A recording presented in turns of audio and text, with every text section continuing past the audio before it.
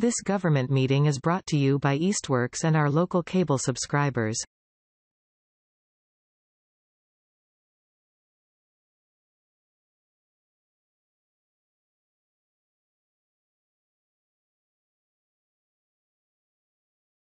The time is now 6:20, and welcome to the April 27th meeting of the Community Relations Committee.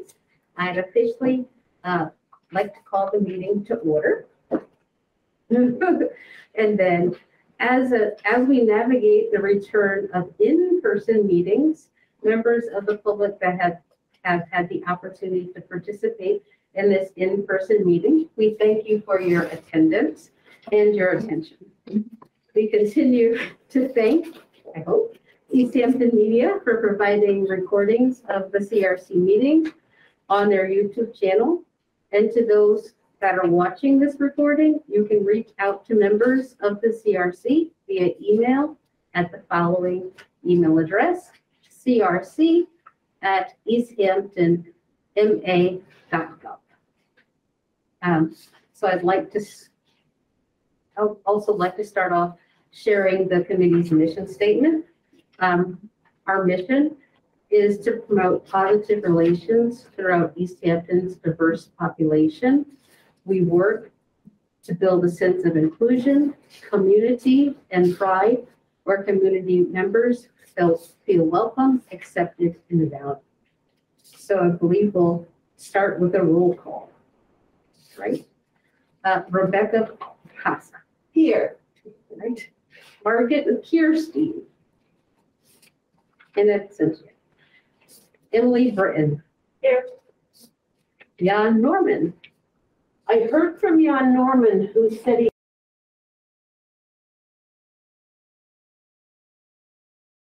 let's hope he feels better. Okay. In absentia. Ebenezer Afro-Roma. And he had a conflict, and maybe he'll join us late. It's on his way from Connecticut. We'll see. All right. Marla Solomon here. And Myra Ayatini here. All right. So first on the agenda is the approval of minutes. I'd like to make a remark, which is, you know what? I am just realizing I gave our lovely community members copies of minutes instead of agendas. Now, I still don't have any qualms. You can have those, they're public documents. But in fact, the agenda, I'm sorry about that. I think I was distracted by our technical. All right. You have a lot going on. Thank you. All right. So, and here. You can have a copy. Okay. All right, so the approval of minutes, they were proposed March 23rd, 2020. So I guess you can have review, and if there's any discussion, are there any review or any discussion? So these were sent out by email, but it's been a while. Yeah, I vote to approve them. I read them. I didn't see anything to change. Okay, so that's a motion. Motion to approve. Right. So then I guess we'll take a vote to approve the March 22nd meetings as submitted. And must I call the people who are not here? You know, now, I'm not necessarily clear on this, but we might even be able to do all those in favor now that we are in person. Online, we have to do a roll call vote. Right. But maybe as long as the public can see us, they can see. You know, the point is how did you vote? Okay. Well, so all in favor for the approval of the March 23rd minutes as submitted, please indicate by raising your hand. And I am abstaining as I was not in attendance. So that looks for 3 of approved and 1 abstaining. And because we have a quorum, motion carries. And the motion passes and carries. Thank you so much for guiding me through. All right. So we have item 4. which I guess is introductions for the benefit of new members. For those joining us from the public of Easthampton Healthy Youth Coalition, and the members of the Easthampton Healthy Youth Coalition are not able to make it. Did you still want to introduce yourself via letter? It could be really brief. I mean, I could say, it's interesting being back in person. It's nice to see everybody. My name's Rebecca Passa, and I'm the secretary of the CRC. Okay, so as long as we're going to do the other one later. Yeah. Okay. I'm Marla Solomon, and I am the newest member of the committee. It's my very first meeting, and I'm excited to be here. I live on Nipper Avenue, and I have lived in Easthampton just a little over 3 years, but I've been in the valley for about 35 years. So I'm happy to be here. And we're happy to have you as our newest member. My name is Myra Oyedemi. I am a co-chair of the CRC. And that has taken place, I believe, since January. I've been active in my short time that I've lived in Easthampton, and I look forward to working with you as well. And I'm Emily Brennan. I'm another co-chair with Myra. And I've been on the committee from the beginning, and I've lived in Easthampton since 2008. I happen to be a psychologist, and I work for the Veterans Hospital in Leeds, and I've worked there since 2006. Yeah. Great. And now, as part of that, with regard to announcements, I think really all I looked in our email not long before coming. And I'd like to share correspondence from Louise Jacob, who's local Ward 3. And she says, can arrangements be made to record tonight's meeting? All I can say, well, let me see what this says. Well, I was going to say we're doing our best. What does this say? Are you still there? Oh, you see, it thinks nobody else is in the meeting. So maybe what I want to do is join another device to the meeting, make it happy. Okay. Maybe she wanted to watch it later, Rebecca, not watch it now. Do you do that, Deb? Well, in theory, what this will do is record it and save it, and I can watch it later. Exactly. And overall, thank you, Louise. We are trying to record this. Before you go, would you like a wireless mouse to attach to that, and so you don't have to get up? Oh, to her laptop? Yeah, it's just a USB.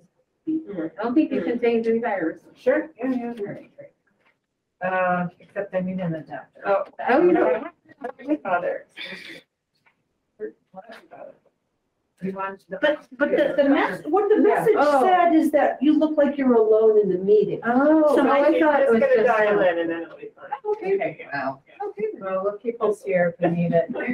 Let's see if we can have further Google Meets meetings all at the same time. Yeah, And here we have people who are out with COVID, they could join, but never mind. I know. That's a whole open meeting law problem, so, So for announcements, I did want to bring attention to the March 21st correspondence that we got from Lindsay. That might provide context to Louise's, yeah, could you, statement. that sounds great. Would you repeat that? I'm sorry, you said the March 21. Fourth, correspondence from Lindsay Mailer Okay, to our meeting.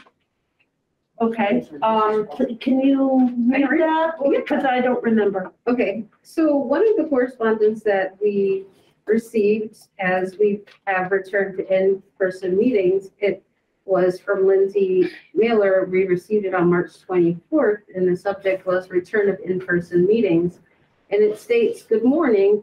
At this time, the city is not equipped technology-wise to host all boards and committees as hybrids, and we will need to pilot the program with larger permit granting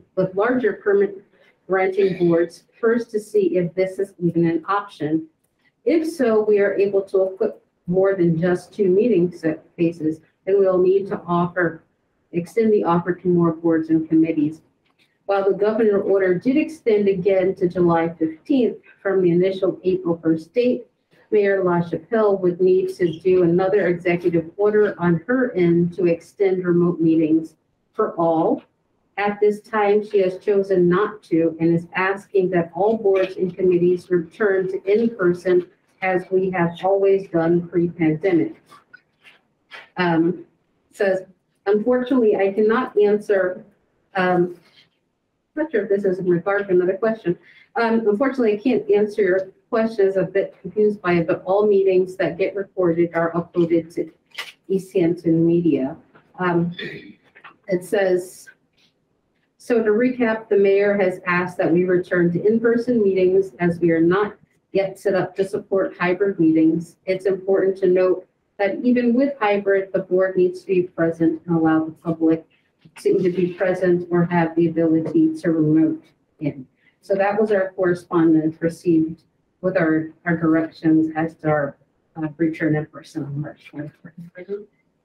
Would it be useful to read this? Because she almost seems like she's asking us to take the part of community members who are upset about the situation of the, Yeah, so I was going to read it and then I was just concerned about the tech as long, and hopefully that's hanging in there with us.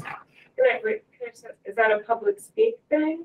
Like, should we let the people present speak first? Well, I'm reading it under Oh, announcements okay. as correspondence Okay. received. Okay. Yeah. So she says, dear CRC chairs, can arrangements be made to record tonight's meeting and future meetings for those of us who cannot attend in person? It feels backwards and discriminatory to exclude a portion of residents from even seeing the meeting. The mayor's announcement mentioned televising, but personally, I don't have TV service, just internet. Removing the hybrid option from most council city meetings feels like a retrograde step to inhibit rather than expand public participation. The mayor's announcement showed sympathy for TV watchers, but no concern for seniors, immunocompromised parents, and many other residents who are unable to attend in person. I hope the CRC will help us. Thank you, Louise Jacob, Ward 3. I second the lead. You second the motion. And there's a second email where she's also letting us know of some troubles with our email links, and I appreciate that. So I'll see about fixing. I could read that. It's like on our email address is easthamptonma.gov, and in a couple of places it has had the MA left off, and so that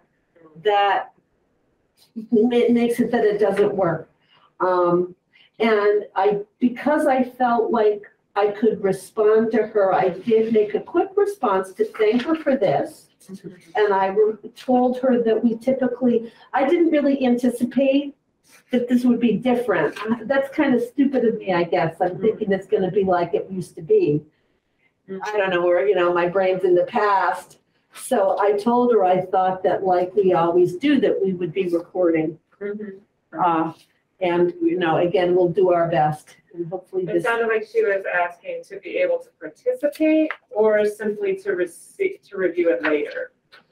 Well, I think that she'd like that ability to join a hybrid meeting is my sense. Right, okay, yeah. And she also is hoping we would record it because at least she can see it later on YouTube. Right. Easthampton Media has a YouTube account, and all the past videos are in the Easthampton Media account. So she'd like to at least be able to see the recording. So I do hope that we'll get to the point of expansion, because I did happen to see that hybrid meeting in action with the city council meeting, in which members themselves were at home, and also some meeting participants were able to participate. So I think there's been like an increase in participation by people being readily available. So there might be some value to that, and I'm happy that there's a pilot. So, And I mean, this big screen makes me think they're working on it, because I watched part of a city council meeting with remote members on screen. Yeah. But what I don't know is how to make that record. right. So thank you for reaching out back reaching out to her and responding. Oh, it's my pleasure. Let me ask you too, Myra, one other thing, in email you had forwarded. So did you want to include this as an announcement? This is a message that it's on behalf of school committee, or that's maybe for a later part of the agenda? I don't, I just thought I'd send it because I'm not certain that you get to the school. Hello. Right, please, you're in the right space. Welcome you. You're just in time. Hi, me. Hi. We're just trying to stay 6 feet apart. You want me to do that? No, I was gonna go to the community center. I've got a meeting, so. Community center and I'll come back. Well, you're just in time for public speak if you're. Well, just send a letter. It's your. Ah. You just sent a letter? Okay, all right. I'll send it this morning. So, Hi. Hi, Mike. Hi. You said hi and I didn't acknowledge that. well, I'm just happy. Okay. So, I'm not sure, that's not really my correspondence to you, but just making you aware that I just received it. I haven't even read it yet, so I don't have anything to comment about that. Okay, so anyway, so this came into the committee's email box, and if you would just like the committee to see it, then I'll share the email. Sure. I mean, I could or may not.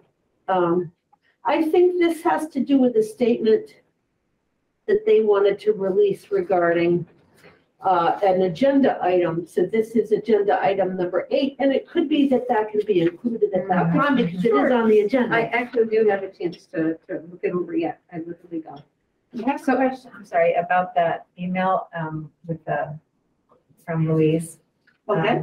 Is there any follow-up on that, or at this point? Well, let me explain something with the open Yeah. meeting law. So what happens with the open meeting law is what the government's trying to do is be on the up and up, that everything we're going to talk about needs to be on the agenda. So when something new comes in by email, and I'm just telling you, we received the email for the first time, I mean, there'd probably be things I'd love to say to Louise, but we have to put it on an agenda so that everybody knows, and then we can talk about it. Right. But I So that would be the follow-up step. but I wanted to announce that I did feel that I could reply because I did think that we were going to record. So what I'm saying is then the follow-up is just putting it on a future agenda to come Right. back to this Perhaps issue? our support and our thoughts of hybrid meeting models for Yeah. accessibility and for more public Except- participation. Except aren't we allowed as chairs to email Lindsay and the mayor if we like and request that we be considered for the hybrid meeting list? Certainly I that, don't think we could do needs- that. Yeah, yeah, We- I'm I think planning we can to, advocate on that. right, Yeah, and this would be support for that. right. Right, so we've got, are there additional correspondence? That's the correspondence I have at this. Those are letters coming in regarding the matter at hand at the high school and the racist comment made. I'm sorry. I thought that was agenda number 8. You're like, we're right there. Yeah, we haven't gotten to that yet. We're before that. On agenda item 4, there's announcements, and I tend to say, we've got these emails in, and one of them was about whether we were recording the meeting. One was about a glitch in our email addresses on the city website. And the last one is about agenda item number 8. Okay, so with that, moving on, I think it's time for us to move to public speak. And before I do that, let me just set up. So we would like to invite members of the public to speak. You may direct your comments toward the committee. Your comments will be noted and acknowledged. At this time, there won't be crosstalk or expectation of response from members, but we ask that you keep your comments within 3 minutes.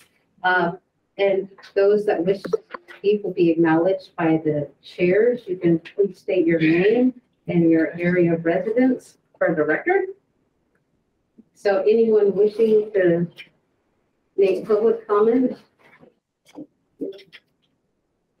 You're more than welcome. Okay. And indicate, I'll put it to you. And show me with your hand. All right. I happen to know your name, so. So I can send a letter. Will you?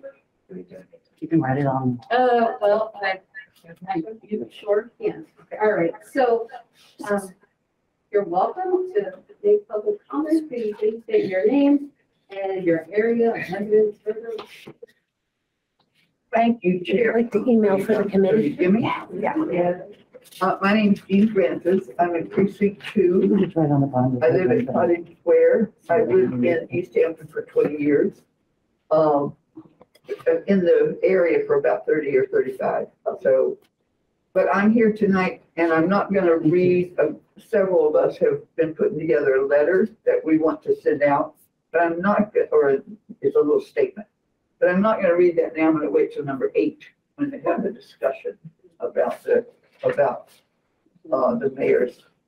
Well, I do it now. It's not even an alleged racist remark. It's a racist remark that Nicole makes to this kid. So I'm here tonight and, whatever you all can do, I know that you're pretty limited in what you can do. But just to have it on record that as a resident in this town for 20 years, and I've seen this stuff go on and on and on. And then to have it come out where our mayor says something like this, I am appalled and ashamed of it. And I think we should all white people should be really speaking up and saying something about this. It's beyond belief that our leader is saying this. So anyway, I'll be happy to wait till we do number 8 to have more discussion, but that's why I'm here tonight. And as I said, I know that whatever you all can do is limited. But, here we are in this little basement room and the second floor is totally empty. I've already made complaints about that. But anyway, so that's what I'm doing here. And yeah, thank you all for doing what you can do. So before you conclude, I just want to confirm with I literally watched open meeting law just a few days ago. During the discussion, are there, I'm thinking that's discussion amongst the members on are the agenda items because it's not an open hearing. Am I correct in saying that? I'm trying to understand your question, actually. Our member of the public would like to make a comment about number 8 as we proceed through the meeting. Yeah. But I think the chairs have prerogatives to allow that. In fact, I noticed on city council, I've watched a few more than, in over time now. And I noticed that they often ask the public during public speak if they have something to comment on, not on the agenda. And then I think they take that under the agenda item.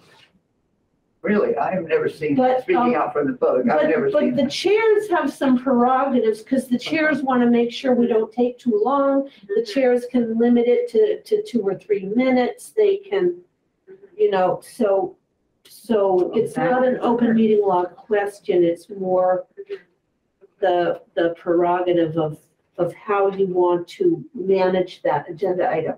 okay, well, that I did not know, so my I'm ready to begin that conversation. I don't mind having statement comments during the. Right, yeah, okay. And I'm sorry, Chair, I couldn't hear what your decision was. So, I'm sorry. yes, you need to see the agenda item, yes, We can speak, yes. Chair, when I get to the agenda. Yeah. It's on the ballot. So, all right, so I'll shut up then. Okay. well, Easthampton MA. open to speak Yeah, during. that should work. But That should I'm work. also thinking that you can also make comments about that agenda item, although Thank I've you. heard, I have not Okay. witnessed that yet. Oh, that's interesting. I've never, yeah. All right, we'll see. All right. Thank you. Is there any other member of the public that wishes to make public comment? We sent in a letter and Okay. so that's what I was working on, hence I'm late. Okay. But you know what they say, better late than never. Okay, that's right. So you said you did send a letter or you're going to? I sent a letter to all the city council and didn't realize the committee was a sub. Yeah, Then, so that's what I'm working on. okay, great, okay. And I am part of, what Jean is going to be talking about. I was involved in creating this, Okay. so Okay. when she reads it or has somebody read it, that will also speak. Okay, great. Could you just say your name? Oh, I'm sorry. I'm Deb Friedman. Okay. I've lived in Easthampton for 4 years. And I'm in Omar Gomez's district, I think. Okay. I can never remember the number. Two. I know, two or three, yeah. Okay, great. Two, yeah. Okay. So, Okay. So a letter written, I'm sorry, I mean, 28 Oliver Street, East Hampton. So a letter written is the same as public speak? I consider it as correspondence, but it can be, I think you can also read. Yeah, I mean, you can Do you also wanna read read it it? out loud to us here if you want. All right, you want to read it? I'm not a constituent. Okay. Well, you don't, I have it. you I don't just have to have to look. be a Yeah, it constituent. may not matter, actually. to speak to the public. Yeah. A neighbor of you. Definitely, visits on the brag. I mean, are you reading, I'm sorry. Did you want to? Yeah, I'm sorry. And project, because Jean's hard of hearing. Are you gonna read it? Well, are we reading it now or are we reading it during the conversation about? Whatever the council wants. I think it's easier to have people state their comments to begin In the with. beginning. Yes, I do. Okay. Let's not wait for, Okay. Yeah. that was my understanding, so Rebecca. Yeah. So maybe I'm humming and hawing, but if you wish to speak about it now, I think that's like my preference, but I'm also open to hearing conversation during that topic. So if you would like to speak and you have a letter to be read, you can. Anyone good? So Chair, did you say you prefer to have it done now or at number 8? Yeah, and then we can also, if we are permitting trust, comment, take public comments during the discussion, that's also open. So read now and can participate later is what you're Sorry, saying. I have hearing issues So- and. And I have a math quiet don't voice sometimes. Okay, so, who's chairing meetings in person? I'm trying. All right. So you can see. So you can go ahead. Oh. Defer, age before beauty. Thank you. So- And I'll take that. Wake up from a beer today, long shot. We'll try this again. Okay. So for clarity, you can please make your comments and we're welcome to take additional comments during discussion of number 8 as well. Okay, all right, that makes sense. Okay. So I'm having eye issues too, so Deb, if you want to read it, I mean, just because of this, All right, so, this loudly, please. This is something that a few of us wrote, and we are going to be finding out and if anyone else would like to sign on to it. We just completed this and we want to read it for you. Okay. As white residents of Easthampton, we were appalled by what Mayor Chapelle recently said to a student at Easthampton High School during a send-off event for the school's We the People team. No one should have to hear from any white person, let alone their mayor, that they are different and don't talk like a white person. That's all in quotes. We have previously watched BIPOC people in our community try to share their experiences with the city, apparently without being heard by the city. It may look like the mayor hiring a consulting firm was a step in the right direction, but judging from her recent statement, this clearly didn't help. Mayor Chapelle needs to understand why her words were hurtful and disrespectful, rather than offering carefully worded apologies, quote, that blame the students for misunderstanding her intentions. We call on her to provide funds for a public forum to learn from local BIPOC activists and educators about the need to counter implicit bias in Easthampton. We also call on the mayor to make a real, unequivocal apology for her racist statement to the teenagers. This should be a first step for ongoing action to begin the necessary work of undoing systemic racism and white supremacy within our city. Sometimes an apology is not enough. Thank you. I second it. Thank you, Deb, for your public comment. Yeah, thank you, Deb. Thank you for sharing your words. They're noted. Is there any other member that wishes to speak to the phone? Please state your name and Sure. area of residence for the. Amy Ross, she, her, 28, Oliver Street, East Hampton. The comment made to the student by Nicole Chapelle at East Hampton High School. Can you hear me, Jean? Louder. I'm struggling, but I can, yeah. Regarding her not, quote, sounding white was unacceptable, problematic, and racist. It is not a white person's place to use racist language as a learning opportunity for any student, particularly students of color. While some people may feel that this incident is not that bad because it may not seem like an overtly racist move, microaggressions are harmful and have the ability to pile up on top of each other, causing deeper and ongoing harm for a person and the community over a lifetime. If we are pointing the finger to make an example of one white person being called in about their racist comment, we must also look at the ways our own internalized racism is affecting those in our community. Right now, the only difference I see between myself and Nicole is that her comment was brought to her attention by the student and her family and garnered public attention, whereas I have made statements that were problematic and may not have gotten a response from the people my words have harmed while upholding the status quo. Easthampton High School has a history of incidences of racism from staff and students from students to student of color in the school, whereas the accountability of the other, where is the accountability of the other adults in the room during the mayor's visit to speak up and address the incident as it arose, to protect the students and set an example that the standard of care should be to interrupt racism when it is happening. I suggest EHS be accountable to mandate continued anti-racism training for both staff and students, centering the safety of all of its students. How are we as a community and as individuals inside and outside the schools fostering spaces that continue conversations and raise awareness of the need for accountability that shut down racism without isolating particular children who speak up? Suggestions going forward: engage in more active anti-racism training, engage in a restorative justice model for how to repair harm caused by the statement, and model how to engage in ongoing anti-racism work within our community. Folks want Nicole to be recalled, but I do not see this addressing an issue that is prevalent. I do not see this addressing an issue that is prevalent throughout our community and embedded in our history. We cannot think firing the mayor will cleanse the school and fix the harm of all folks' bias actions. It's one example of implicit bias magnified by millions and is happening within our schools, homes, places of work, and social settings. Canceling does not address the racist ideology of white people as the gold standard. It only punishes and makes more polarizing reactions.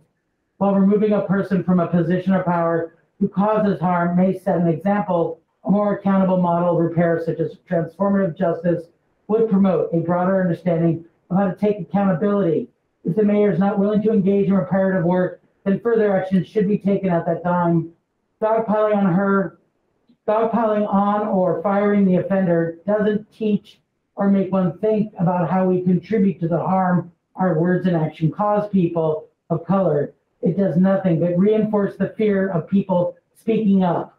Instead, these actions make people afraid of doing it wrong. But let's be clear, white folk, calling in white folk is not likely to get you killed, arrested, or taken to jail, or affect where you can buy a home, where your kid goes to school, how much money you make, or the quality of healthcare, or even access to vote. It's probably more likely going to cause discomfort for the person being called in about the problem of their words and how they affect folk and friends. It'll be awkward and uncomfortable for you and friends who will look at you as a troublemaker. But responding to racism is the good kind of trouble, you know? It's a step towards breaking down our language that is so racially and sexually biased and harmful. It creates fear and distrust. In closing, thank you for your time and attention to attending to this incident, which is a reflection of a larger lifetime issue that influences our daily interactions. Words matter, and our actions as a community moving forward should seek to not only center and provide for the needs of the students and families harmed, but challenge us to work on undoing the harms of white supremacy. Sincerely, I'm Raj, Michelle Brennan, Amy Dane. Thank you so much for your, thank you so much for your comments, and for anything. Amy Dane and Michelle Brennan. Thank you so much for your comments. We appreciate them. What is your name, Michelle? Michelle. Michelle, Okay. are you in Easthampton? Otherwise, I can't hear and can't see. I'm not gonna be standing with you. All right. Yeah, later. So I think we can close public speak and move on. But there's no other members that are speaking at the moment. It looks as though item number 6, Easthampton Healthy Youth Coalition, will not be addressed at this meeting since they sent their regrets. The next item on the agenda was discussion regarding the proposal of the Department of Justice Relations Service Plan of Actions and possibility to approve. So I'm printer friendly and printed out Nice. one. Yeah, I was, however, I mean, because we don't have everyone here, just like last time, I don't know that we can approve it tonight. Right? Unless we took half the vote last month and the rest tonight, we can't do that, can we? Well, there's a bunch of rules of which votes are what. So if the ideal is the vote of the whole committee, then we should probably wait. But there are votes that are valid if you have a quorum and then the majority of the quorum approves something, especially with a committee like ours that can carry. There are some, there's some rules where, like, if a mayor says that, say, you always have to have a majority of the whole city council to carry, then the majority of the quorum might not work. But mostly for us, that would. Right. That would be something we would want in our bylaws, but our bylaws probably haven't been written yet, right? Yes, well, that's but another yeah. report. There was a Right. draft somewhere. Right. Yeah. My feeling is that we could have a brief discussion about it if you would like. I think most of these things are in the process of occurring. And we actually, based on the action steps, will need to draft more because some of them are currently being achieved. But I'm of the impression because it's not necessary. It's just a kind of a public commitment to some potential actions. Right. I don't know. I think, I'm not really sure. I would love to have more members that we would be able to discuss, as I think we've been through it, but the majority of other members have not necessarily sat through and gone through the document in its entirety yet. Well, I was looking at it in preparation for the meeting, and I mean, we have some questions about it, but just not having the history.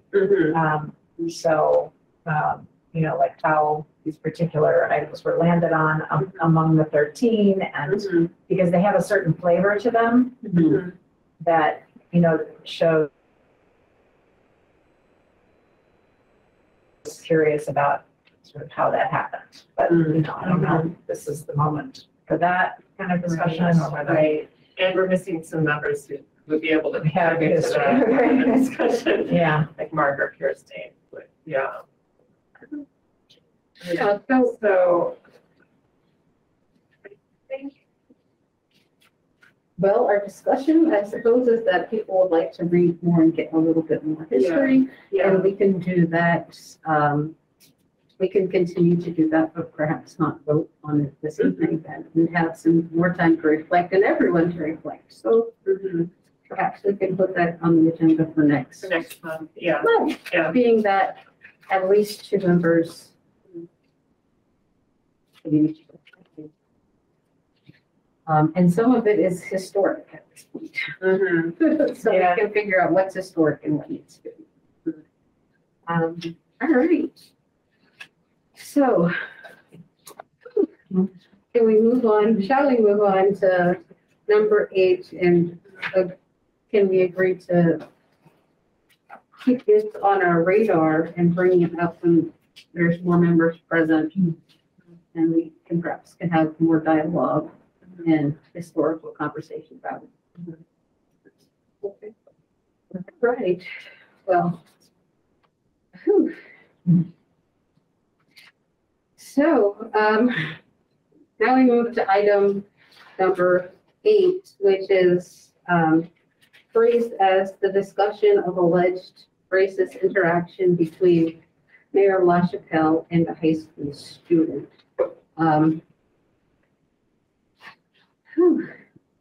It's a heavy topic. It is a heavy topic, especially for our first in-person meeting. And I guess as a committee, we have known that this is part of our role and part of our course in the community. And since knowing how we were formed, I was going to say, I was put on this evening's agenda and knowing that it was a part of a widely spread, widely distributed, broadly distributed media coverage that happened locally, that has happened nationally. There's ongoing discussion now in the community, and one of our part of our vision, if we look back to that, is to be a platform for discussions,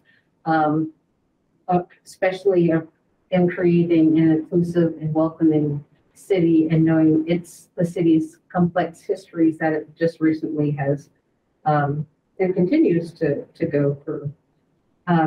So with that being said, there were some news articles that I think some of us have had a chance to glance over. There's been some coverage, national coverage. There has been some statements at the city council and ongoing discussions, and recently an email that was sent from the school, I believe it was the superintendent. So that being said, well, we do have a picture of what happened. We don't have the entire, we don't know all the specifics in their entirety, but I think it's still worthy of discussion, as it has had it has impact within the community and things that are according to our mission. And it's actually been a bit agonizing in thinking of how to frame and how to bring this up, quite frankly. So I hope I'll do it some justice in terms of the conversation.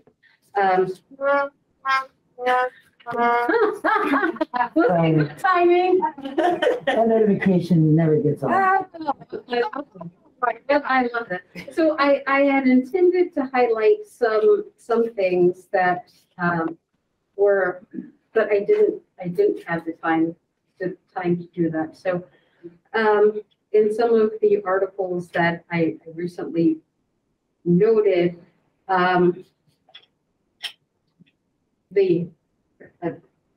sure we all know, or maybe we don't all know what the comments were, but I can just cite this article from the Reminder that stated, so I was meant to come and highlight.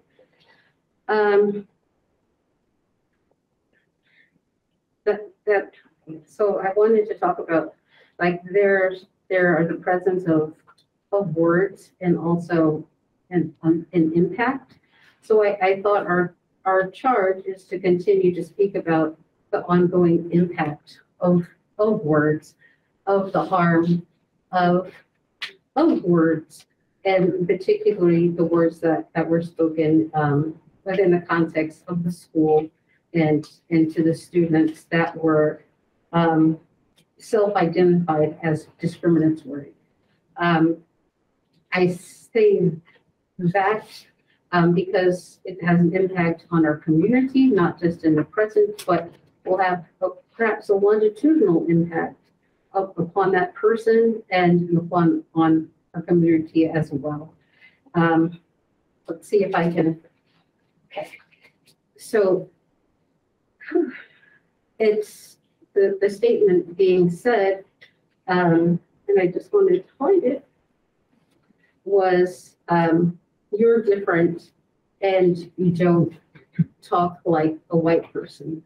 Again, we don't have the whole context, the whole transcript, but it's worth the discussion as this group has made comments about words and harm and recent meetings that addressed the wording at the Native American History Memorial, or rather art installation.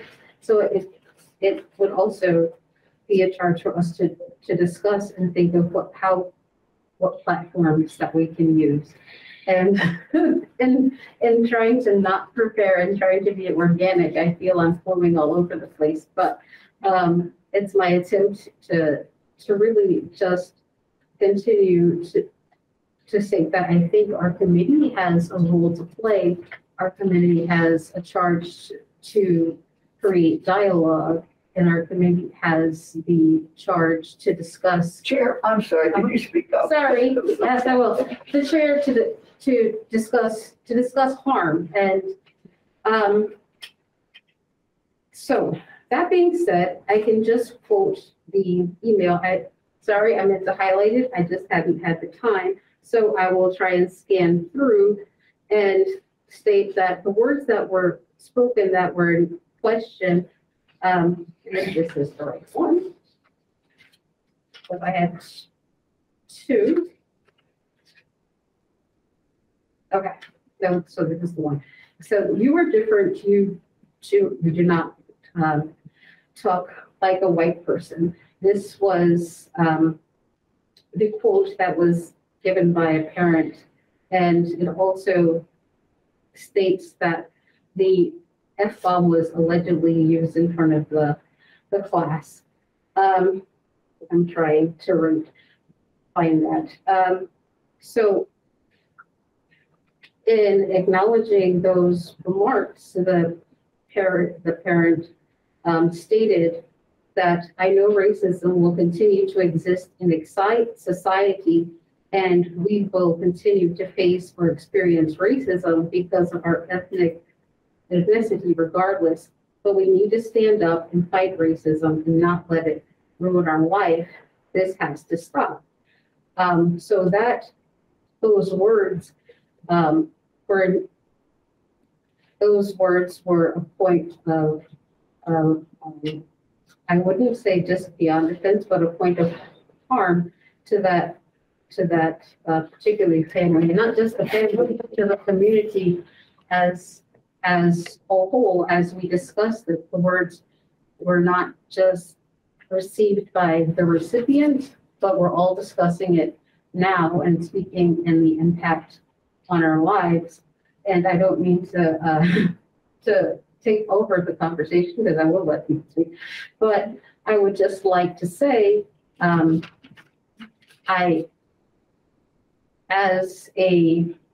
it's not just particular to me, but as someone who identifies as within the African diaspora, as an African American, as a descendant of slaves, comments that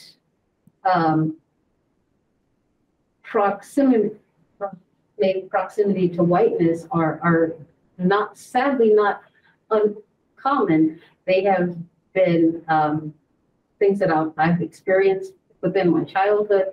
They've also been experienced within my in my profession as a speech language pathologist when I was starting out in graduate school. So I do know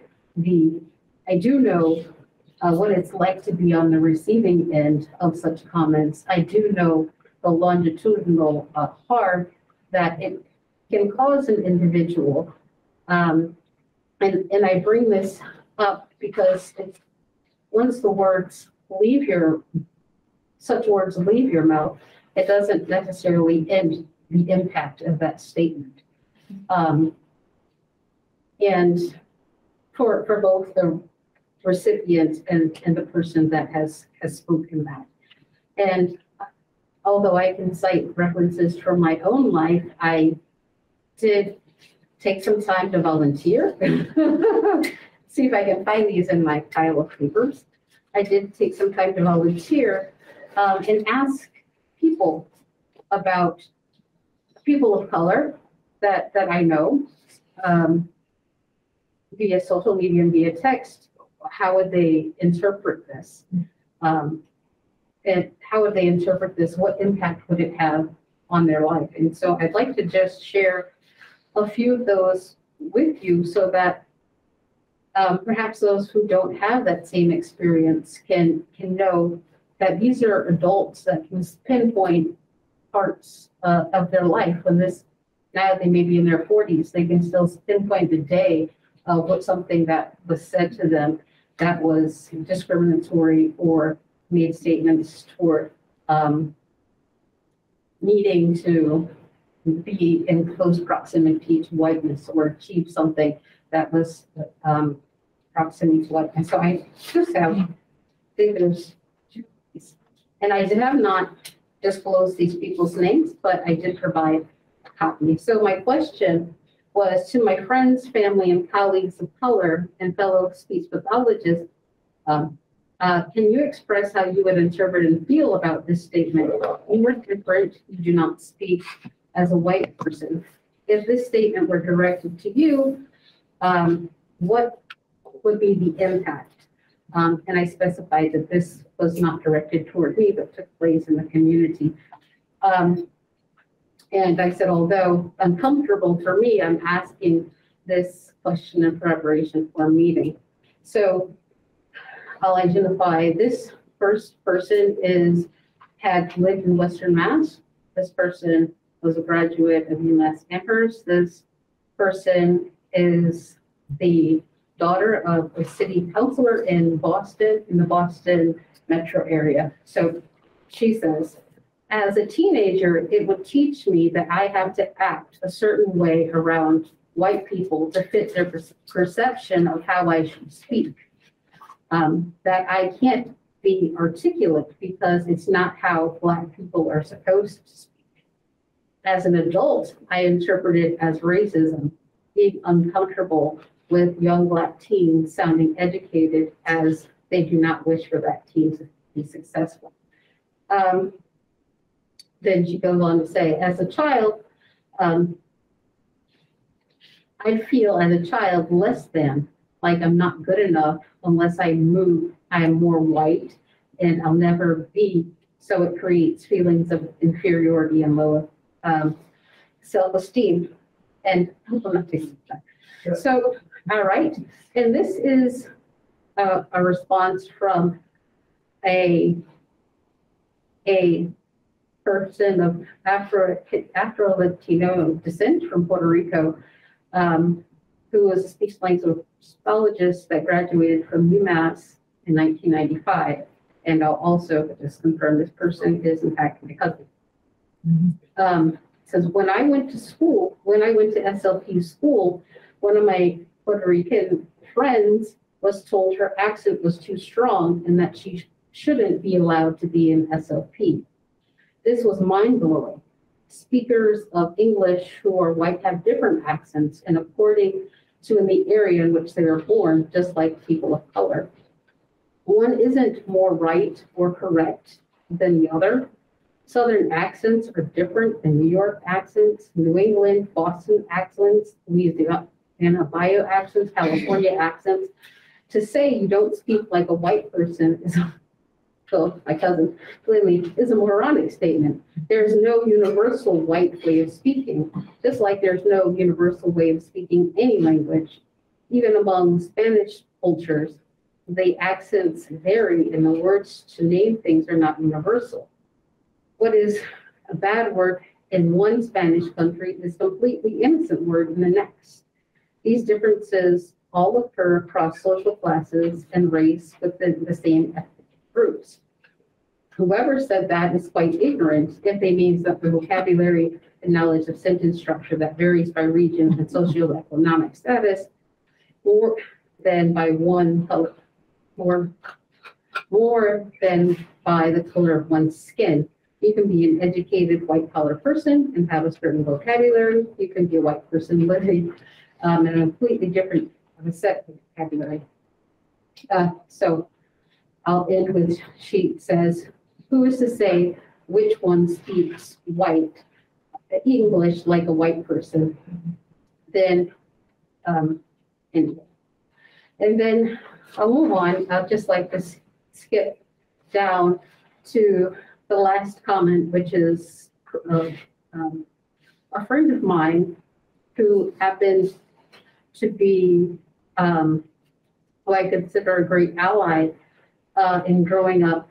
When I first had such comments spoken to me as a child, this person was the former director of the Obama Foundation, and which was,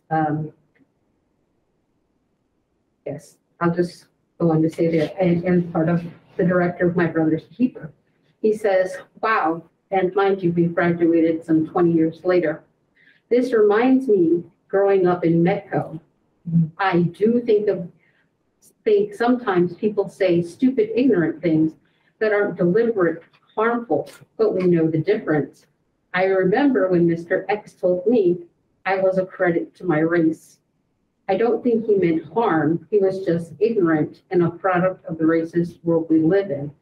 And he goes on to say, a mayor has a high standard. She has to be held accountable. So these are from people that I spoke out to ask, what impact would this have on you? Some were able to recount their own experiences, of which they can attest to how they can still think about it some 20 years later. And I won't spare you the details of my own personal incidents. But I'd like to say it's very common. And I had hope that in generations that follow, especially in school environments, that things would have changed through education, through knowing impacts, and through work that has been done in terms of highlighting social justice matters and harm to people. So that was just some things that how I wanted to frame the discussion, but it no means ends with me. I just wanted to bring that to the account that words equate harm, and even after they're said, there's still impact, and it impacts our community and how we interact with each other. And it long lives after an apology, but maybe what can our next steps be as a committee? What next can our next steps be to acknowledge those words, their impact, and how we make a platform for dialogue, which is our charge within the city of Easthampton. So I don't think I have anything else to say at the moment, but feel free to. Thank you. Thank you, Myra. I've been thinking about the reports of the news and everything. Speak up a little bit. Oh, sorry. I'm thinking about the reports in the news and what we as a committee can contribute to in terms of education. And I really appreciated hearing some of the more specific suggestions from all of you, because I was thinking very much in line of those as well. I'd like to say that I think collaborating with the school committee might be something we should do. I'd like to act as quickly as is possible. And I love the idea of funds. Our committee does have funds, so we can sponsor such things, right? We have a certain amount of money until July 30th, I believe. And we have we've been learning how to be a committee. And so, when we get better at doing budgets, there will be yet more fun. Right. And I think when we figure out open meeting law, I think it's worth having a forum subcommittee, even when everything has to be public. We have to notice those meetings too. It's a lot to do. And we wish sometimes we could be faster by talking behind the scenes, not a lot. Right. Does this committee have a budget? Do you have money? We have a small You do have budget some right money? now. And one thing we wanted to do was sponsor an educational forum, something useful, whether talking across differences or learning about, these kind of undertones where, and I certainly know there are people who can innocently say something that's really dreadful. So, a mayor's in a higher position, as we're saying, but it would be great to be able to address that and hear each other. There is something out of Chicago that's an intimate dialogue that I just love. People share personal stories. They pick 3 or 4 African Americans, 3 or 4 white people, and there's certain questions, including for the Black Americans, what do white people do that drives you crazy? And this is good to hear. It's good to hear, like just what you've said, whether somebody says you're a credit to your race, they mean it as a compliment. And another woman said, she's got a certain position in her organization, and no matter, people still talk to her second in command, who's a white man. They could address her. But these are things that it's nice to be able to hear, because you're not always in a position to hear the stories. They have to be, first of all, safe to be able to tell them. I think that this is a very good example of how to do that, Rebecca. This is the chair right here. Absolutely. So, and things need to be directed to her and responded from her. So I think, as white people, we need to shut up and listen. The work she just did is wonderful. The work she just did is Well, it was wonderful. was gracious of you to offer that, Myra. Thank you. And we need to listen and take it in. And there's so much out there to read and to look at. We can, and then as you read and learn, to be wise about how you speak. So that's what, so anyway. Oh, sorry, go ahead. Is it, okay. We've been talking about it for the past few days, and we were talking about Holyoke as a transformative justice group that's run by youth of color, and perhaps it would be my suggestion would be to consult with Holyoke, to have local youth work with Easthampton High School to bring those models of how the children, it's a youth-led program to empower these students to speak up. I think without any involvement of the student body, they're not given the autonomy to learn how to put into practice these ideas of how they can stop perpetuating the cycle of harm that racism continues to do. So I just wanted to offer that as a suggestion of consultation. Has Palente been brought up? Has Palente, the youth group, been brought up? transformative justice group out of Holyoke High School. You said it was Transform. Adelante. Adelante.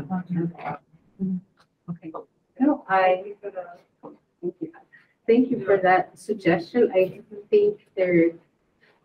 think our work is, on this topic is intertwined and requires some collaboration with other bodies. It's like I said, it's not just something that belongs to the school where these actions took place or community groups, but truly a collaborative effort where we can come up with, take community ideas and disseminate them to different groups that might be doing that groundwork and have paths forward. So one of our action steps is to create more relationships.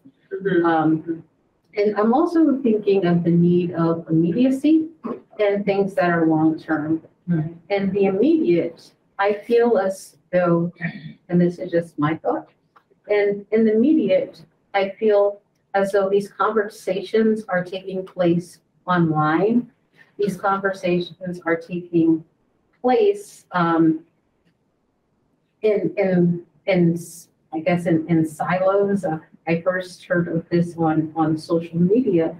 And similarly, when the CRC had an opportunity to be a platform of community feedback during the George Floyd incident, it was found black, although I wasn't part of it. So I feel as though that could be a potential action step that could be in the immediate, that we allow for community speak, where we can hear people's point of views and just be a listening session as a point of having just a community, I won't call it dialogue, but a community speak.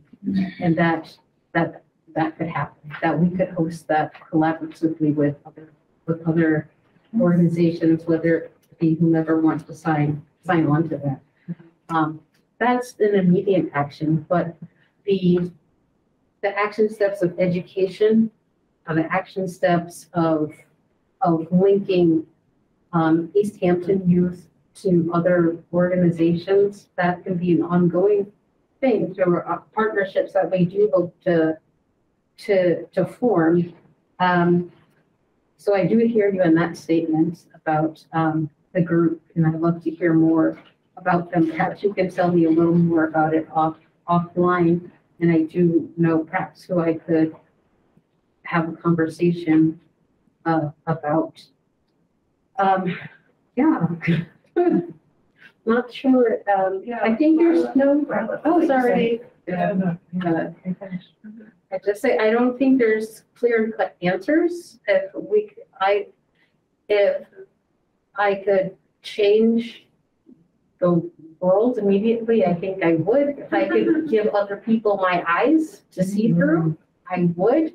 But I think since I am incapable of doing that, I can only give my voice and give opportunities for others to speak and opportunities to learn. So we do hope that we'll have community partnerships as we're creating the educationals, events. And I would love to see community feedback about that, because that is one of our action steps of having educationals, as you mentioned that, just creating a culture of fear and that you've messed up, but there's also can be a culture of education of how to accept, acknowledge, and educate oneself, so that next time isn't the next time. Because there is a next time, yeah. Right, or that next time is different in some way through some form of education. And I don't mean to be the lone voice. I can just speak because I have one personal experience. And I'm sure that in some ways we all have a personal experience in there with others. Yeah. May I say Marlo, yeah, please. I was struck by two things. One, when you were speaking, Myra, and I add my thanks to others for your taking the time and the emotional energy to do what you just did for us. Yeah. Thank you. Yeah, I was struck by what you said about the longitudinal effect, not only on the young person involved, but also on the community. And, I think about people's trying to, make Easthampton a place where people want to come live and not just, those of us who look like me. And so, this, because of its huge profile, also has, I think, a tremendous impact on that possibility. And, trying to build something that's a different kind of community, and that this, kind of comes as a potentially stumbling block, but it depends on what happens as a result, right? And you were suggesting in the letter you read, Ami, right? Is that your name? About a reparative process. Correct? Did I understand that correctly? And I wonder, communities speak, those can be wonderful, and also they can go horribly awry. And so I'm just curious about whether you have other suggestions about the reparative process. Not only, maybe that's what you were saying, Valente could come and help with, but also, involving the mayor. And what does that really look like? Because I'd like to really see possibility of, getting beyond the apologies, first of all, and then kind of digging deeper. And then how do we do that in a community like ours? I don't have answers, but it seems like, especially with something like this that has a strong impact, very visible and important, how can we take the most advantage of this kind of horrible moment, you know what I mean? To do something different. I don't know. Question. Can I just express my thanks? I need to leave right now, but I really, to everybody that's spoken. Okay. Thank you for coming. Thank you. Bye then. Bye. I'd like to think we could consult with one of the organizations mentioned, and I've heard of them through other channels, restorative justice, transformative justice, speak to them about, what they recommend and what their different options are, and find out the cost, go ahead and schedule it, and invite everybody. I'd like to think that we could do that. Yeah. So that's on a community level, but also what I was addressing was on a one-on-one level, and speaking up when something lands wrong, and saying to our family members and our friends and our family when they say shit, literally, and be like, not on my watch, and here's the problem with what you say, and they'll be like, well, that's what I think. And the best I can do is say, not with me, and tell them why it doesn't land right, and not be silent. And so restorative justice and transformative justice, and I would love help of the difference between these two things, but on a personal level is also what my letter wants to speak to, because like I said, I'm the coal, right? I have an open mouth inserted boot. And then unfortunately, there's always another time that I want to do better and can be better, but actually going back and acknowledging. And also it's really important that people don't say, but what I meant was, and instead the famous words of Kevin Spacey and Swimming with Sharks, shut up, listen, and learn, and apologize, and interrupt your own that's not what I meant, but versus that's how it landed. And you got to own that. And then on an individual level, that's what we need to do. And restorative justice is a larger picture moving forward, but on a one-on-one level, we as white people need to be accountable to other white people. Otherwise, it just keeps going under the rug and people are like, are encouraged by their language around racism and sexism, you know, that it allows this permeation of like, silence equals complicity. So I think it's really, really important that we have organizations that lead. And I think we in this room owe it to each other to call each other in, to spend the time to call each other in, not ask for people of color to tell us how to move, but rather white people discussing and copping to our caca. That's my first word ever. So yes, larger, and most importantly, one-on-one, you know.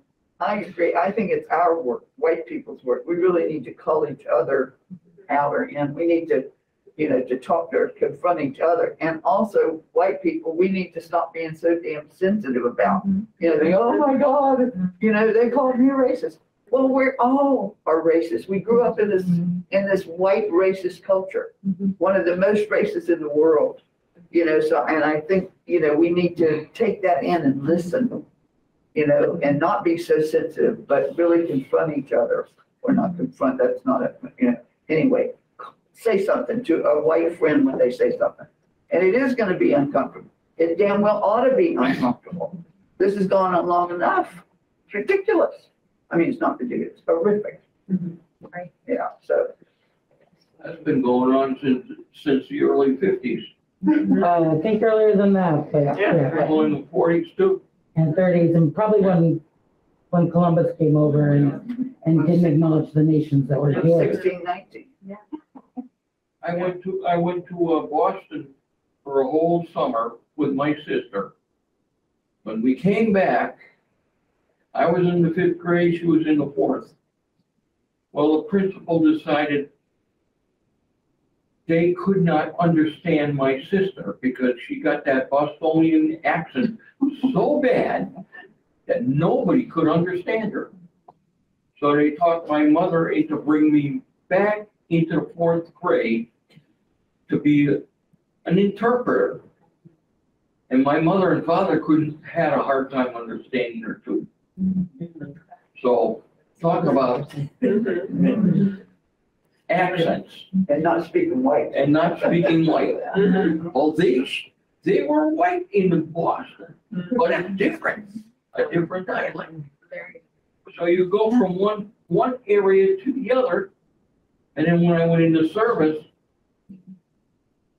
we went all over the place and ended up going to South Carolina. Nobody on the ship could understand the South Carolinian. I was the only one. So they brought me to every single bar so that I could tell them what the girl was talking about. And I could tell the girl what the guys were talking about. It was weird. You had good ears. You had good ears. You know, sometimes I wonder about that. You have to listen carefully to the people that you're talking to. That's right. Otherwise, you're not going to understand them. Yeah. Yes. And it's happened so many times. I think that's a prime example of having dialectical differences Right. and knowing that there's not one that is better than the other, but we have a variety of speech patterns. And that circles back to our topic. There's a variety of speech The patterns. implicit, sorry. Yes. The implicit bias is like, well, you're not talking at this level. It's like, or how did we agree that this level is the level that we all should be at? So when somebody has a thick accent because their mother tongue language is coming through, but they're speaking English, and someone says, why don't you speak English? It's like, how many languages do you speak? You know, like, back up. I've been to London too, Sorry. and their dialect is different from ours. But for, Oh, the Brits. Well, thanks for sharing, and thank you for being able to hear that. Thank you for that. Do we know what the school committee is doing There was a statement that was released just slightly before I came over. It was printed. From the news reports, it mentioned that there was going to be an investigation from the school committee, but then there was just something that was released that I did not get a chance to read before driving over. And that was what this, Yes, that's what, this will what- come out. You sent this to me, so it'll come out by email to you folks too. What, excuse me, I didn't hear what you said, something about an investigation. I can only speak to what I've read in the newspapers. And like I mentioned, it's an incomplete picture at this point. I'm not sure what is happening, but there was an investigation that was mentioned. There was talk of waiting to make comments until the mayor had returned from her trip. Okay. And that's she did make comments at a meeting recently. So I'm not sure at what stage the investigation is. We're not an investigative body, but as I mentioned, we do have some action steps that we can potentially take to help make platforms and also processes appealing. And what exactly those are and look like, I am not exactly sure. And I'm not quite sure what steps we will take as a committee, other than think of some things that we can do in the immediate and then the long term, which align with our educational plans. And that's all I would say.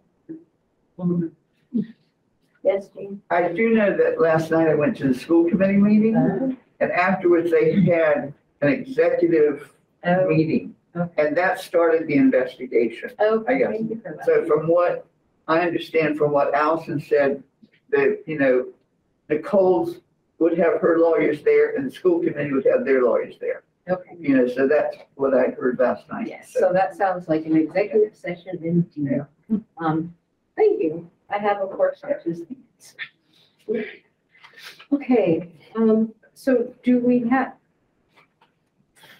from those who are able to make good student, we have some action steps that we'd like to propose, that we begin working towards. Yes. Would we like to mention them? So you're thinking immediate long term. So immediately, maybe the question is, because we've begun to think about making these little statements about things. So I don't know if the CRC would have a statement. I'm not saying we do, but that could be an immediate or a sooner term step. But so I'm just throwing that out there. Okay. I don't know what else. I mean, one of the things on our list of things to do is outreach. Right. And I think that, from time to time, people have talked about local groups, local people. I think one of you said local by folks who have experience. I don't know if they're on our list, but could we have?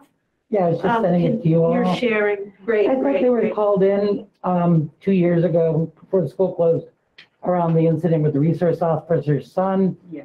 and collaborative services. So. Look over here. Yeah, I'm just. So there are some people that we can reach out to. What are your thoughts on a community listen session?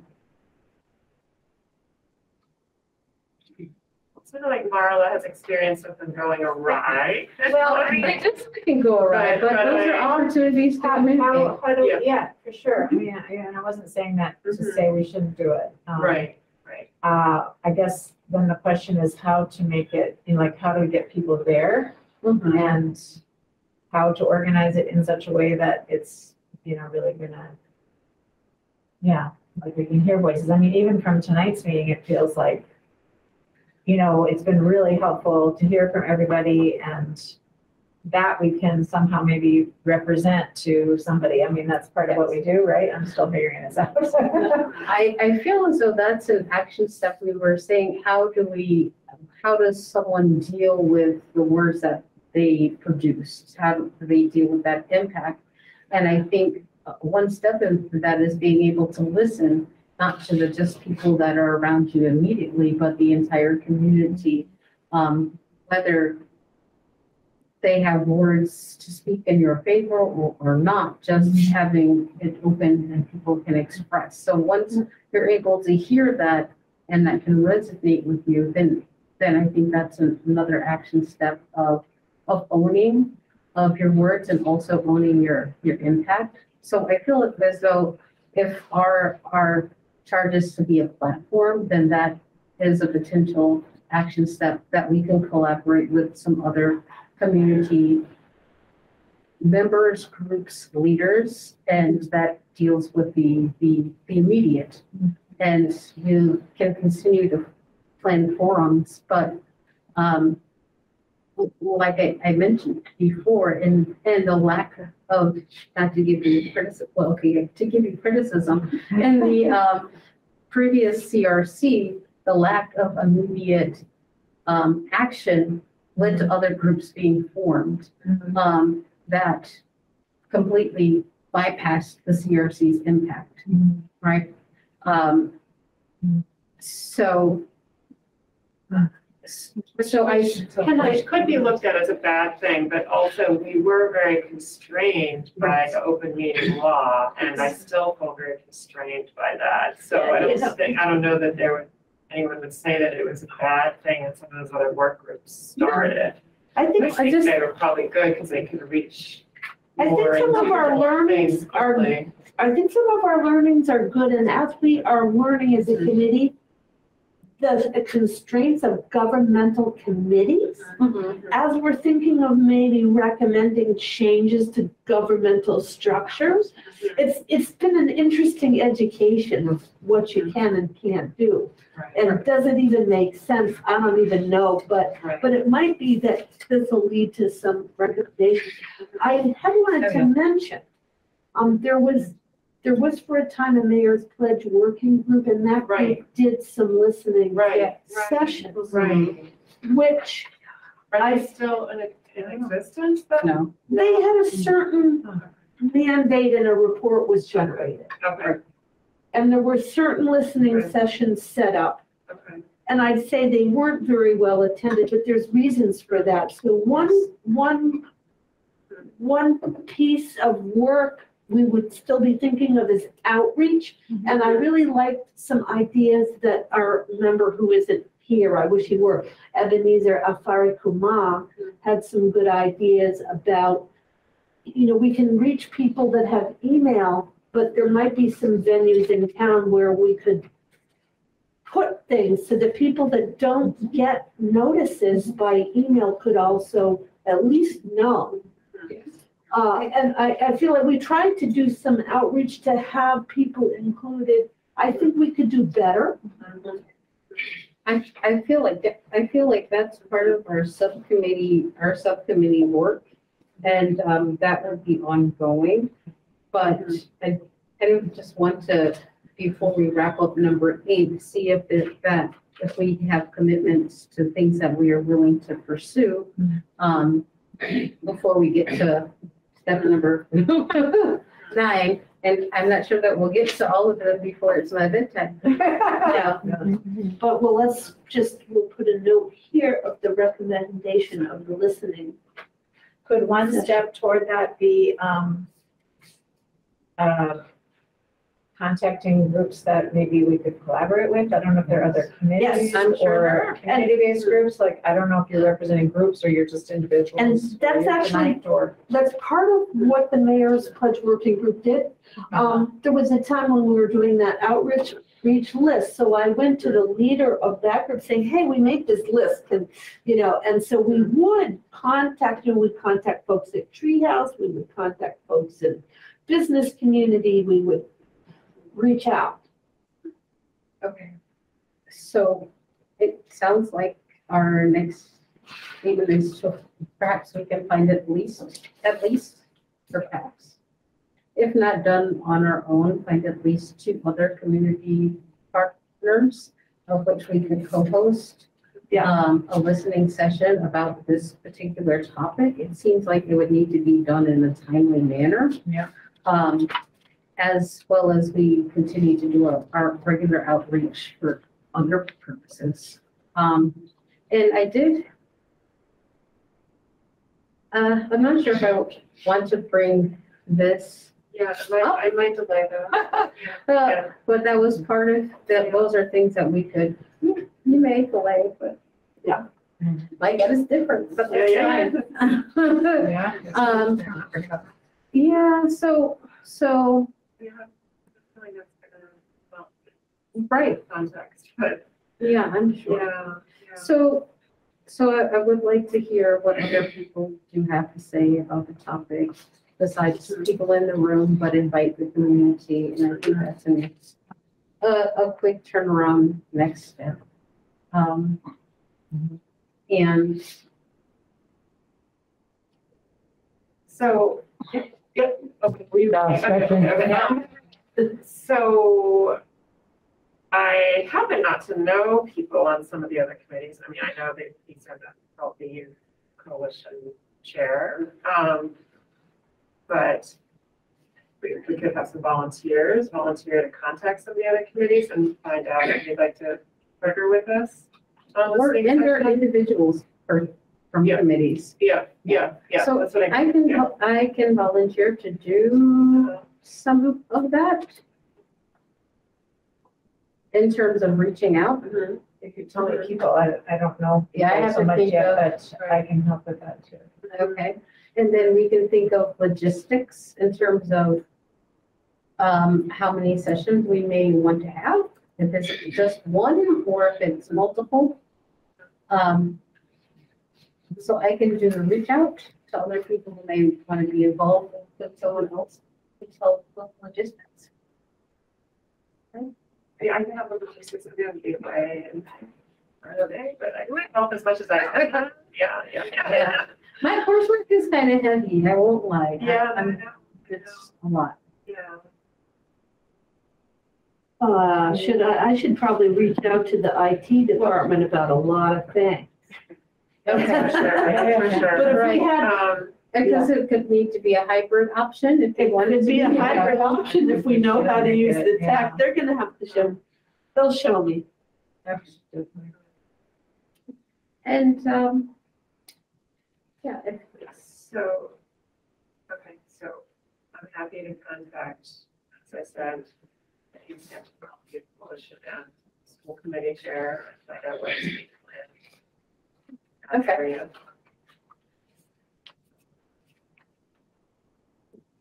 I would think in my head of other people. And get back to you. Okay. Okay, so.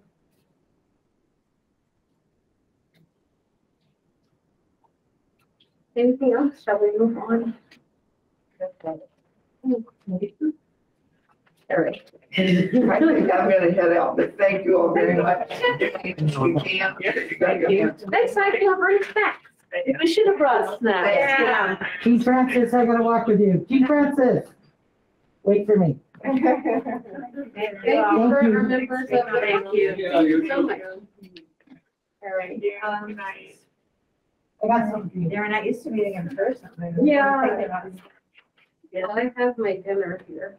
I know, it's Sure. All right, so, I mean, I think those are just some things that touch the surface. Yeah, I'm gonna step.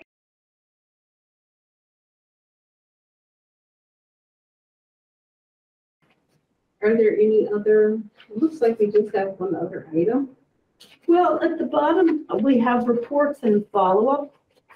So, now I think some of you have taken the open meeting law training since the time that I took it, and I thought, I'm concerned about committees being able to meet and deliberate together, like subcommittees. And, Yeah, I think that was clear. yeah, so overall, I had that report that I had emailed, and I think I shared that all with you all. So it strikes me that a subcommittee like Forum probably should call meetings It also seems like some of our work, maybe we would want a single volunteer to do so that there is not a requirement to meet. Right. I mean, it sounds like if somebody volunteers and the committee doesn't direct like a couple of people to do something, that can work out, but we're not allowed to meet behind the scenes. So even if we have a subcommittee, they have to get on camera. Yes. But so, yeah. Even if there's just a quorum of your subcommittee, then you also must meet and post. Yeah. So, and in order to be efficient, it seems as though there'll be, and unfortunately, it just will be uncoordinated, but volunteers, it seems like that's the most efficient way. Perhaps we can do that by our public parking lot I think document. so, right. So that we can really move forward, because it feels as though as we're waiting on the public meeting law and subcommittees, that we've kind of stalled in our work while waiting for those things to happen. And the little momentum that we were gaining has fizzled out just a bit. Yeah. And I think I hadn't anticipated doing coursework at the same time. So that is taking up a lot of my time as well. Yeah. I have some questions just so I understand this better. So the reason not to have formal subcommittees is because then every time you have to post your agenda and your minutes And meet publicly. and meet publicly with a recording of Yes. some type. Is that the idea? So, and that seems prohibitive in your view to It seems do like a that? lot of work. So for the forum subcommittee, so let's say we start to feel that we need to call public meetings. And this might be a future agenda item. I mean, this was raised by Louise in this email, but I'm concerned about, the lack of a hybrid not being accommodating. So now we have, anyway, let's say that it excludes certain people. Right.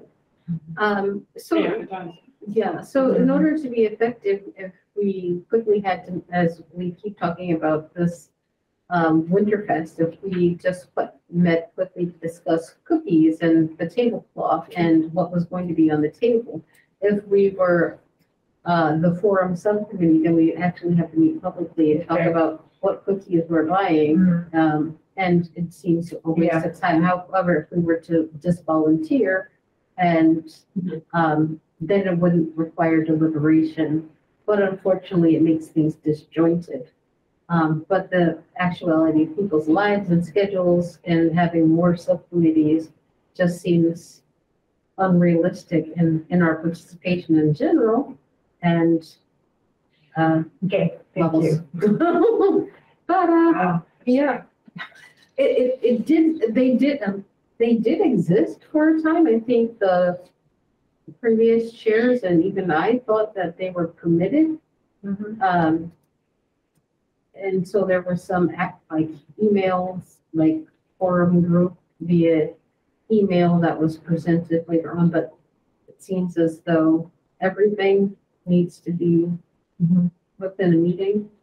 If I have that So correct. if the committee designates a subcommittee to do some work and to report back, that creates another public committee. And if you say, okay, just 2 people volunteer to do this and report back, that's okay? No, because the 2 people, I mean, an individual can volunteer and we can talk about that. If 2 people are gonna collaborate, they need to not tell us. Got it. Right. They need to just go do it, do what they do, Right. because not under our. And As long as not it's be less than a designated. quorum, It's it's less not than be a quorum of the whole designated. meeting. Okay. So, I mean, if you volunteered to do Winterfest and then you just thought outside the meeting, I'm gonna call Emily and can you get some cookies? That it's not like the committee asked you to figure out the cookies and then report back. Yeah, okay, So there's a little bit of a nuance, but okay.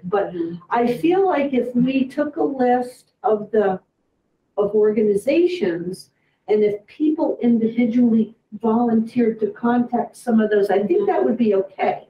Because the individual would then contact the ones that they picked, and you wouldn't be collaborating behind the scenes. So right now, we're not in a position that we're going to form some subcommittees, so it seems. Right. But we will volunteer.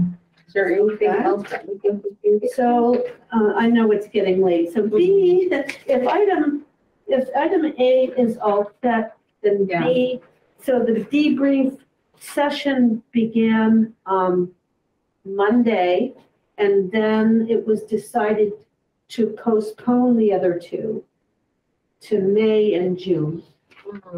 And so, I attended Monday, and it was rather an overview of what we had done in the Undoing Racism training. Okay. And it started out with, like, who are you, how are you, and how are things? So that was a nice sharing. In a sense, personally, my reading of the word debrief, I kind of thought there would perhaps be the opportunity for feedback from the people who came, but it really wasn't like that. It was more like, remember we did this, and these are things that we want to do. And the other two sessions are I don't have it right in front of me, but like the first night was a review, and the other ones are going to be kind of thematic too, with the last one talking about strategic planning. And the prior one is about tools, right? Probably so. I've got it in my email somewhere. But, so I attended that. I would say maybe 14 people there. How many people participated in that workshop? Well, so there was a workshop in August and a workshop in October. And so I attended October, and, you know, I don't know, I feel like a good Zoom scream of 20, or maybe, it wouldn't have been 30 because that doesn't fit. I want to say the list was about 40, and some of the members, because I'm listed as a registrar, but I didn't attend, so it's not necessarily accurate of who actually attended, but who registered. Yeah, but you know, I've just been very bad. I didn't count, and the only reason I have an idea of a number from Monday is because Margaret didn't get to attend, and she asked me how many. They were hoping to patch her in a hybrid way. Didn't happen. So It was in person? Oh yeah, it was in person. Yeah. Oh, my goodness. Okay. Yeah, exactly. Not used to it. Where was it? It was in that beautiful room that our community members said we should have used tonight. There you go. And we could have, since we just used this. Oh, wow. Yeah. So the next two are postponed till when again? Here, let me look it up and I can tell you. Well, just basically. Mid-May, and I feel like, Okay, I guess mid-June. rather than all in May and 3 nights June. in a row. Okay. Now, I think those will be hybrid. So Dr. Lomax Campbell came out here, and they will still be here tonight. But it was decided that he would do the other two in a hybrid way. Okay, good. Or actually, I mean, I shouldn't say it like that. I think what they said is those two are going to be in person for us, and he's the one zooming in. So so that might not really be hybrid for everybody. Right. But we'll see what the situation is by then. Okay, so I think that's what I got for Undoing the Racism. So there'll still be more sessions. Did the mayor attend those workshops? Just Well, curious. She attended August, is my understanding, and she was there last night. And again, I think for the things, I think we as a committee were interested in and something like a debrief, because we're still getting to know our community, but I'm not sure we've been using the same language. I think there's a communication disconnect with what we're thinking would be interesting. Okay, so C was subcommittees. Are there subcommittees to formalize? So I was sort of throwing out there that, well, we may well want a formal forum subcommittee, but that maybe depends on whether those people are ready, willing, and able to even do that. But I feel like the educational piece of what we're doing is important. Yep, I do. So, I guess just right now, since we want to work on this stuff quickly, I would not recommend the subcommittee work on it. But we just have volunteers. well, maybe right now we could keep working on these other ideas like the outreach and whether we have a listening session. Because as we outreach and get to know who's out there, that can inform a kind of educational piece we would be able to do. Maybe as individuals are volunteering to do things, I mean, there were ideas thrown out, like, say, a library book reading series that were, I thought that was such an interesting idea.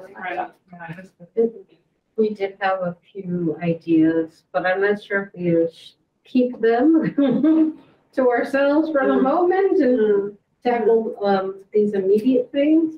Yeah. But I'd still like to, at some point, start to connect, to actually close our survey so that we can look at it. Right. And that way we can see who would volunteer to poll which people. I think. Right. In terms of our parking lot and our subcommittees. Right, and I'd be happy to help with that as a. Great, thank you. So the next item is our idea parking lot. So this is on my laptop. It's on the committee's Google Drive, which I can check Send it. a link to the folder for that, please, because I don't find the parking lot. I don't know. Folder. So let me see. I've shared it with you, but maybe what I'll do is copy its link here and send it. That would be awesome. Thank you for that help. Sure. And maybe because I might not have touched this for a while, but at least right now it has the idea of distribution of paper copies of this survey by placing them with local businesses. I feel like Great like idea, that's but we're closing it right now, so. okay, yeah. And also, I think even the outreach to local businesses, like outreach first, and then then we'll see who can accept paper things. And just be a QR code as well. Post QR. Number 2 is a continued getting to know you meeting for coffee. I mean, we can meet each other as long as we're not talking about business. Okay. So, coffee, anybody? Do you guys like tandem? Do you like small oven? Do you like? I went to it for the first time this past week. Yes. Yeah. It was quite nice. Have a I'll smoothie. sit outside there. Yeah, outside, Not it's inside. nice because it has outside space. Right. It was So we might want to think of a date to like, yeah. It's a good idea. Let's see, number 3 is to consider special days. You know, there's International Women's Day was an example. There was, I think that our installation, there was a whole month, but wasn't there perhaps an Indigenous Peoples Day as well? So there's special days. Number 4, purchasing group books for group discussion, group dialogue, library as a conduit. 5, small banners for the promotion of diversity. I'm even trying to remember, were we thinking, you remember what that is? Okay. Is that for the tent? No, that was a means to celebrate the diversity in Easthampton. I know that currently there's a lot, during specific months, there are like highlights of different veterans, and on the polls, I've forgotten what months they are, but I know that those are put up by volunteers, but a way to perhaps utilize those polls when not in use. I'm not sure if they're owned by the city or if it's part of Yeah. the group that does the veterans, I forgot what it's called, but I looked it up. I know it's, but those can certainly be multi-purpose, so I think, and during their times, then we can be using those to celebrate, the diversity in Easthampton, whether it be by a specific month or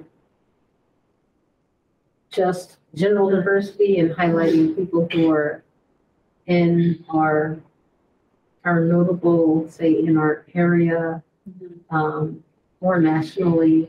I've seen it done for Black History Month, where,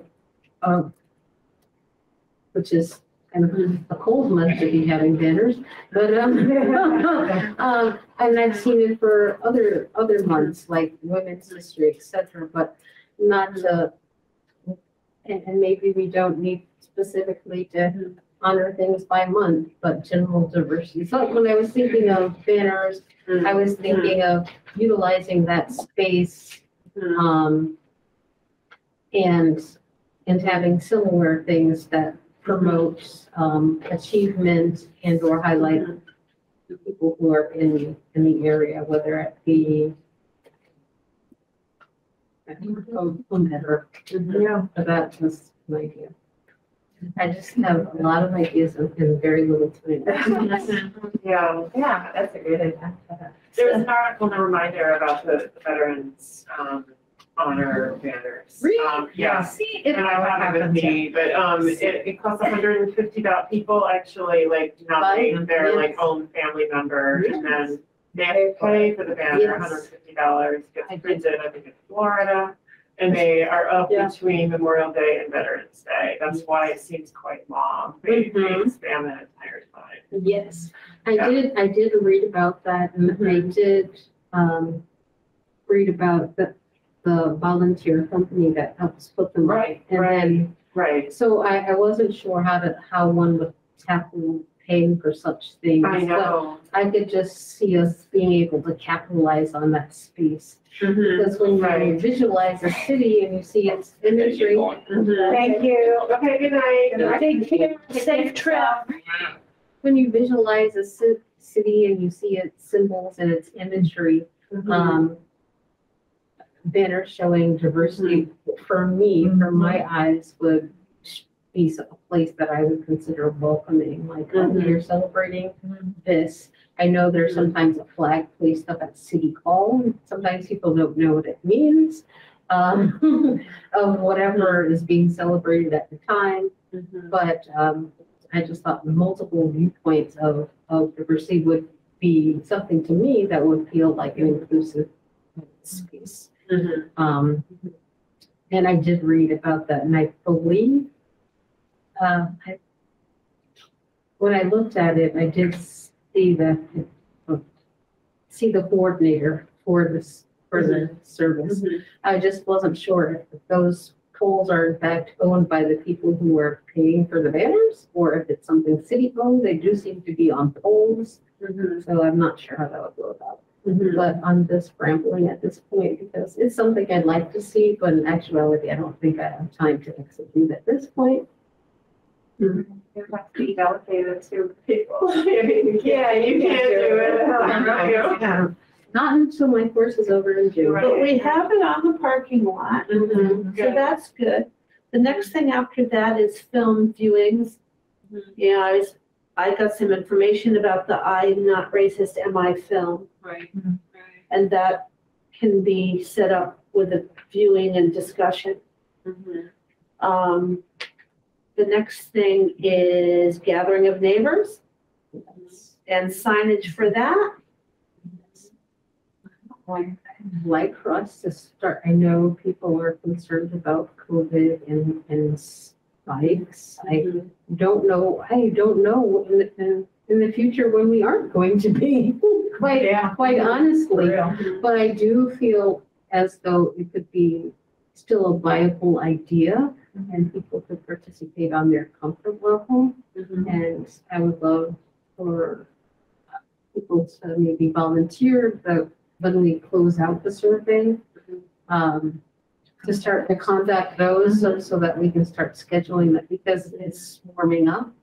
And I think an outdoor space in people's yards could be something that we could do. Yeah, I was thinking, that's a thing where you feel like, oh, it's a big initiative. You want gatherings happening all over the city, but actually it could kind of, just unfold over time. Like some communities might want to do it right away, and others, maybe they hear about, oh, this other neighborhood did it, and we would want to do it. Right. So if we called people and figured out what is an available time for you and how would you like to plan, and then kind of go down our lists. As people that take the time to fill out and communicate with us, so I think it's that we should have that follow up. Sounds good. So the next thing is the inquiry about the Massachusetts state flag and seal. So we received correspondence. I had written and said you might like to come to our meeting in May. As we were saying, we're pretty busy tonight. And so that got a good response. So they could come tell us about that in May. But then weren't some other people working on it as well? Like, I'm just worried about duplication of efforts. Was it Owen Sarah or something was working on it as well? I don't have a problem with duplication, because at the end of the day, we're not a body that votes, but we are a body that listens. I think that I tried to ask him because of that concern, and I don't know if it was confusing. I mean, David Detmold wrote us, and he included an attached proposed resolution. Right. San Easthampton resolution. So that's a proposal. That's not something that the city did. Somebody seemed to glance at it and think maybe it was done. It might not have even been a committee member. But this caused him to write, or I asked about the status, I think. And he said,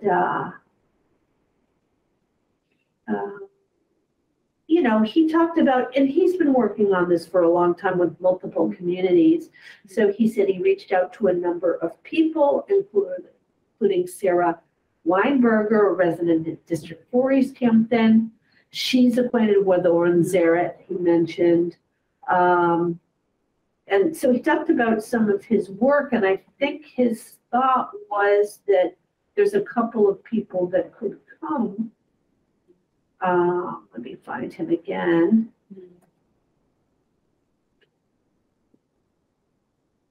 Let's see.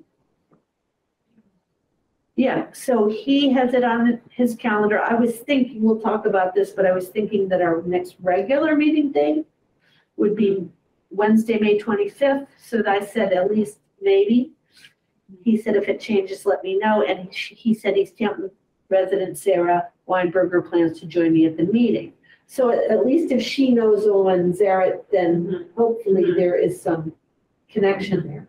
I think it's helpful in terms of outreach and being responsive to people that reach out to us and providing input. As you can see, our community participation is limited. So when people do in fact reach out with concerns and we're responsive, then I think that's helpful on both ends in terms of being a listener and even if we don't actually. I mean, I'm all for what he wants to happen, but he's asking for Easthampton to stamp their name on it, say yes, Easthampton votes on this, right? Well, so I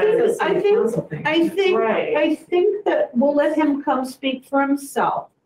I think he was hoping that the Community Relations Committee would encourage City Council to approve a resolution along the lines of what he proposed, overall in Okay. support of the work that a state committee Mhm. has begun to do. Okay.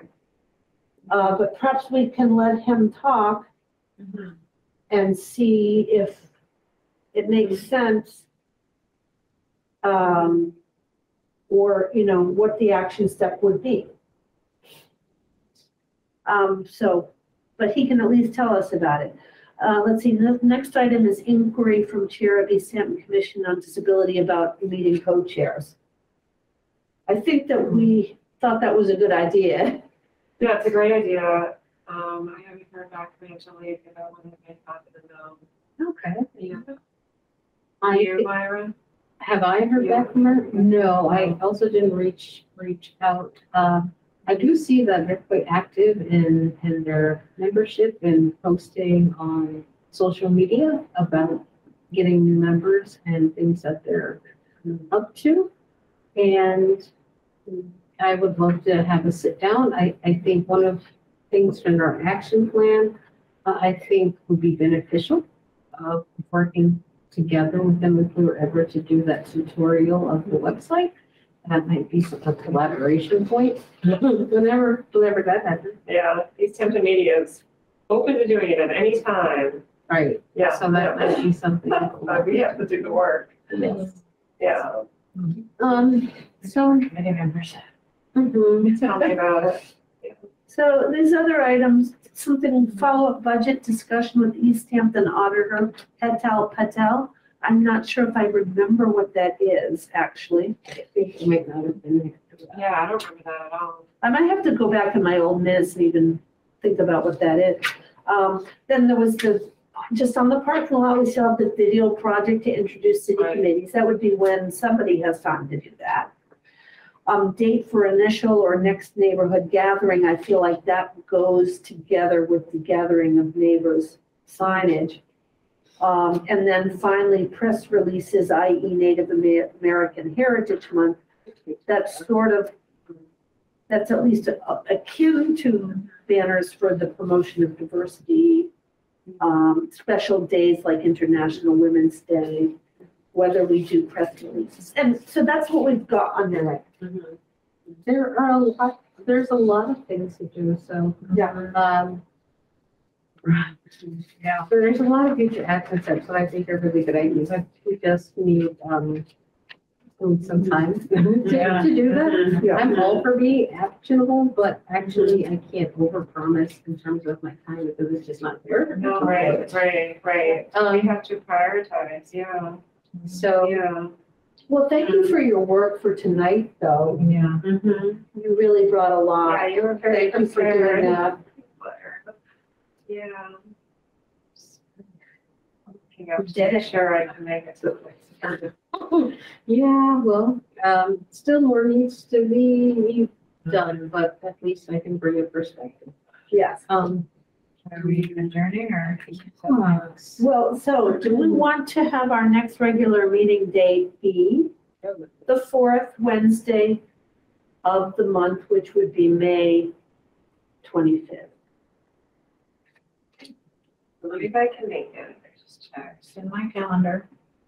I have so many calendars. I mean, I don't think it's a Wednesday. Oh, well, my children will forgo their swimming lessons for the night. That's right. They'll be fine. I'll drive. Thanks. Okay, so that would be May 25th, 6 PM. And then I'll send some links out by email to like our list of groups for outreach and parking lot so that they can be seen. That would be great. Yeah, and it's good, you have a whole folder that. Just go in there. And then perhaps, I don't think it's discussion, but if you put volunteers or your name next to it, Yeah. then, someone has volunteered. Right, it's not a bad idea, yeah, so we know what's coming. Yeah. Thank you all. Yeah, thank you. Thank Should you. we all vote to adjourn this meeting? Right. Oh, do you want to make a motion? Make motion. I will to second adjourn this that. meeting? All in favor? Okay. Meeting adjourned. Okay. Adjourn the That may be meeting off. at 8:29. This government meeting is brought to you by Eastworks and our local cable subscribers.